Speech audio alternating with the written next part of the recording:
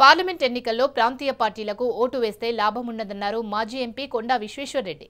TRS ను ప్రజలు విశ్వసించడం లేదని, బీజేపీతో గులాబీ పార్టీ కుమ్మక్కైందని, ఇచ్చిన ఏ ఒక్క హామీని కూడా రాష్ట్రంలో కేసీఆర్, కేంద్రంలో మోడీ నెరవేర్చలేదంటున్న కొండా విశ్వేశ్వర్రెడ్డితో మా reporter Raju Reddy face to face. శంషాబాద్లో రాహుల్ గాంధీ సభ పర్యవేక్షణ ఏర్పాట్లను పరిశీలించడానికి చేవెళ్ల ఎంపీ కొండా విశ్వేశ్వర్రెడ్డి ఈ యొక్క సభను పరిశీలించడానికి వచ్చారు. మనతో పాటు విశ్వేశ్వర్రెడ్డి ఉన్నారు. వారిని అడిగి మరింత సమాచారం తెలుసుకునే ప్రయత్నం చేద్దాం. సార్ చెప్పండి సార్, ఇక్కడ ఏర్పాట్లు ఏ విధంగా జరుగుతున్నాయి? ఏర్పాట్లు బ్రహ్మాండంగా జరుగుతున్నాయి. టైం చాలా తక్కువ ఉన్నా కూడా నిజంగానే మన ప్రజలు, కార్యకర్తలు, వాలంటీర్స్ అందరు ముందుకొచ్చి దీన్ని చాలా సక్సెస్ చేస్తున్నారు. అసలు లాస్ట్ మినిట్ వేరే వెన్యూ ఉండే, ఆ వెన్యూ క్యాన్సిల్ చేయబడి వచ్చింది ఎన్నో ఇబ్బందుల వల్ల. అది క్యాన్సిల్ చేసి ఈ కొత్త వెన్యూకు తీసుకొచ్చినా కూడా 3 రోజులనే ఇంత పెద్ద సమావేశం ఏర్పాట్లు మంచిగా జరిగినాయి. అసలు ఆదాయ వాగ్దాన సభ ముఖ్య ఉద్దేశం ఏమింది? రాహుల్ గాంధీ ఈ యొక్క హైదరాబాదునే ఆదాయ వాగ్దాన సభ కేంద్రంగా ఎంచుకోవడానికి అంతర్యం ఏముంది అనుకుంటున్నారు? ఇది లోక్సభ ఎలక్షన్స్. ఇది ఇక్కడి నుంచి తెలంగాణ లోక్సభ ఎలక్షన్స్ ఇక్కడి నుంచి కిక్ ఆఫ్ చేయబోతున్నారు. ఇది మొట్టమొదలు బూత్ కమిటీ మెంబర్స్ అందరూ తెలంగాణ వ్యాప్తంగా ఆదిలాబాద్ నుంచి మహబూబ్ నగర్, రంగారెడ్డి జిల్లా నుంచి నల్గొండ, ఖమ్మం వరకు అందరూ బూత్ కమిటీస్ ఇక్కడికి వస్తున్నారు. ఇది ముఖ్యంగా బూత్ కమిటీస్లను ఆదేశించి వాళ్ళకి ఎట్లా పనిచేయాలనో, స్పీడ్గా ఎట్లా పనిచేయాలనో అది ఉద్దేశిస్తారు. అదే కాక వారి విజన్లో ఒక కొత్త పథకము వారు ఆలోచిస్తున్నారు. దాని గురించి కూడా మాట్లాడబోదలుచుకున్నారు. ప్రతి భారతీయునికి ఓ కనీస ఆదాయం ఉండాలని ఓ పథకము డిజైన్ అండ్ ప్లాన్ చేస్తున్నారు. బహుశా ఈరోజు దాన్ని అనౌన్స్ చేయబోతున్నారని మా ఆశలు ఉన్నాయి. ఎందుకంటే పేదవాళ్లకు ఓ కనీస ఆమ్దాని లేకుంటే వాళ్ళ బతుకులు ఎన్ని పథకాలు పెట్టినా కూడా వాళ్ళ ఉద్యోగాలు లేకుంటే కనీస ఆదాయం కలిగేటట్టు పథకం పెడితే అది ప్రతి ఒక్కరికి లాభం అవుతుంది. అది కుల మత భేదాల కొరకు కాదు, అవి ఓట్ల కొరకు కాదు, అది భారతదేశ ప్రజల కొరకు చేస్తున్న పథకం. అది కేసీఆర్ చెప్తా ఉన్నారు, కాంగ్రెస్కు ఓటు వేస్తే మోరీలు వేసినట్టే. గత 75 సంవత్సరాల నుంచి ఎలాంటి అభివృద్ధి అందలేదు. కేసీఆర్కి ఓటు వేస్తే ఫెడరల్ ఫ్రంట్ వస్తుంది, అభివృద్ధి చేస్తుంది అని చెప్తా ఉన్నారు. దీన్ని ఏ రకంగా మీరు అర్థం చేసుకుంటారు? నాకు ఏ మోరియో అర్థమైతే లేదు. హుస్సేన్ సాగర్ అనే మోరియా, లేకుంటే ఇక్కడ ఉన్న గలీస్ కుంటల మోరియా, హఫీజ్పేట్ చెరువు మోరియా, నాకు అర్థమైతే లేదు.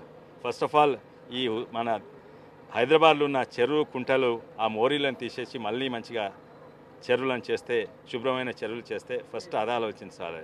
వేరే రాహుల్ గాంధీ గురించో లేకుంటే కాంగ్రెస్ పార్టీ గురించో బీజేపీ గురించో మాట్లాడే కంటే ముందు మొట్టమొదలు మన తెలంగాణ గురించి ఆలోచించాలి, మన తెలంగాణ ప్రజల గురించి ఆలోచించాలి, మన హైదరాబాద్ నగరం గురించి ఆలోచించాలని నేను కోరుకుంటున్నాను. అంటే మీ పార్లమెంట్ ఎన్నికల్లో మీ ఎజెండా ఎలా ఉండబోతుంది? ఎన్నికలకు ఏ రకమైనటువంటి ప్రణాళికలు రూపొందిస్తున్నారు? ప్రజలకు ఏం చెప్పాలనుకుంటున్నారు? ప్రజలకు జాతీయ కాంగ్రెస్ 100 ఏళ్ళు చరిత్ర ఉన్న కాంగ్రెస్ పార్టీయే అభివృద్ధి చేయగలుగుతుంది. ప్రజలను విభేదించి మన కుల మత భేదాలు తెచ్చి ముందుకు పోయే పార్టీలు ఏవి కూడా దేశాన్ని అభివృద్ధి చేయలేదు, చేయవి కూడా ముందుకు. ఇప్పుడు మీకు పార్లమెంట్ ఎన్నికల్లో బీజేపీతోనే పోటీ లేకపోతే టీఆర్ఎస్తోనా మీకు పోటీ? తెలంగాణకు జరిగిన మన ప్రజలకు అన్యాయం జరిగిన దాంతోటే కానీ మాకు పార్టీతోటి ఏ పోటీ లేదు. మేము ఎన్నోసార్లు అధికారంకి వచ్చినాక కూడా, సోనియా గాంధీ గారు అధికారంకి వచ్చినాక అధికారం పీట పట్టుకొని నేనే ప్రధాని అవుతా అని ఎప్పుడు కూడా చేయలేదు. అప్పుడు పివి నరసింహారావు గారికి ఇచ్చింది, మన్మోహన్ సింగ్ గారికి ఇచ్చింది. కానీ ఇప్పుడు ఇతర పార్టీలు అయితే ఒక్కసారి అధికారంకి వస్తే ఎట్లయినా అధికారం పట్టుకొని వదలొద్దని వాళ్ళ ప్రయత్నాలు. మాదేమో దేశ అభివృద్ధి మా ప్రయత్నాలు. తెలంగాణ చేవెళ్ళగడ్డ అభివృద్ధి మా ప్రయత్నాలు. చేవెళ్ళకు వస్తే సాగునీరు అన్నారు, సాగునీరు రాలేదు. జియో 111 తీస్తామన్నారు, జియో 111 తీయలేదు. ఇంటింటికి ఉద్యోగాలు ఇస్తామన్నారు, ఉన్న ఉద్యోగాలు పోస్ట్ భర్తీ చేయలేదు. మాది చార్మినార్ జోన్లు ఉన్నది, జోగులాంబ జోన్లు అని ఎన్నో అన్యాయాలు చేసిండ్రు. ఇంగ్లీష్లో సామెత ఉంది ఏంటంటే, once fooled shame on them, twice fooled shame on us. అంటే ఒకసారి మోసం చేస్తే ఆ మోసం చేసినది తప్పు, వాళ్ళకి సిగ్గులేదు. రెండోసారి మనం మోసపోతే మన తప్పు. తప్పనిసరిగా చేవెళ్ళ ప్రాంతం, తెలంగాణ ప్రాంతం ప్రజలందరికీ అవగాహన ఉంది. రెండోసారి మోసపోరని నేను అనుకుంటున్నాను. రెండోసారి మోసపోరు, ఈసారి టీఆర్ఎస్ గుణపాఠం చెప్తారని మీరు విశ్వసిస్తారా? అవునండి. ఇక్కడనే కాదు, అక్కడ బీజేపీకి కూడా గుణపాఠం చెప్పిస్తారు. కాలాధన్ వాపస్ లాయింగే అన్నారు, ఒక్కొక్కరికి 15 లక్షలు ఇస్తా అన్నారు. కాలాధన్ వాపస్ లాయింగే కాదు, ఉన్న ధనం ఇక్కడి నుంచి మెహుల్ చోక్సీ, నీరవ్ మోడీ పంజాబ్ నేషనల్ బ్యాంక్ నుంచి ఖాళీ చేసి బయటికి తీసుకుపోయినారు. వీళ్ళ కండ్ల ముంగట్నే కిసాన్కే ఆయే దుగ్నే కర్తే హే అన్నారు.